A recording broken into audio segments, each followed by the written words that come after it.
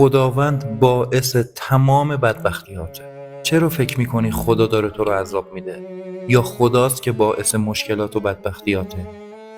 خدا تو قرآن میگه اگر سپاسگزار و مؤمن باشید بر شما می افزایم. نمیگه پول و ثروت و مال بهت میدم، میگه بر شما می افزایم، یعنی ظرفیت تو بالا میبرم، بزرگت میکنم. خب وقتی تو ظرفیتت بالا بره، خود به خود پول و ثروت و سلامتی و آرامش میاد سمتت. اصلا چه لزومی داره که خدا شما رو عذاب بده؟ میگه عذابی که داری میکشی به واسطه رفتار اشتباهته، به واسطه افکار و باورهای اشتباهته.